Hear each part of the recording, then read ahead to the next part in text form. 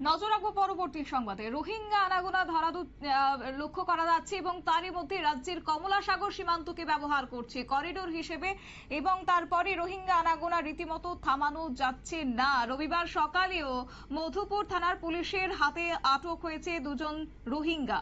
তাদের নাম হচ্ছে মোহাম্মদ রফিক এবং একই সঙ্গে উমার ফারুক। বাংলাদেশের কক্সবাজার জেলায় তাদের ক্যাম্প রয়েছে এবং এও জানা গেছে যে দিল্লি থেকে কাজ সেরে বাংলাদেশে যাওয়ার পথে মধুপুর থানার পুলিশের কাছে খবর আসে এবং সেই খবরের ভিত্তিতে তারা অভিযান চালায়। তারপরে দুজনকে তারা আটক করেছে। ওসি দেবজিৎ চ্যাটার্জির নেতৃত্বে পুলিশ দুই অভিযুক্তকে সীমান্তবর্তী জাম চৌমুহনী থেকে আটক করেছেন।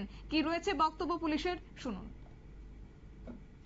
আজকে সকালে আমরা গোপন সংবাদের ভিত্তিতে মধুপুর থানাধীন জামচৌমুহনী এলাকাতে দুজন লোক এখানে ঘোরাফেরা করছে এই একটি সংবাদ আসে। আসার পর আমরা ঘটনাস্থলে যাই এবং অনেকক্ষণ একটা এম্বুশের মতন করি। তারপর দেখি বর্ডারের দিকে দুজন লোক হেঁটে যাচ্ছে।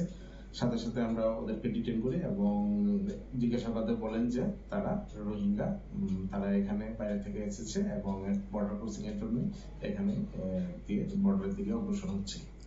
কি নাম তাদের?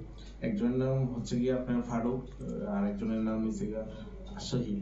তারা কোথায় থাকতো? তারা মেইনলি বাড়ি হচ্ছে বাংলাদেশ কক্সবাজার, যেটা বললো। আর তারা যা বললো প্লাস্টিক কোম্পানিতে কাজের জন্য দিল্লিতে এবং পরবর্তী সময় জম্মুতে তারা কাজ করছে। আপনার থানা এলাকায় মানে কোন সীমান্ত দিয়ে তারা যাওয়া?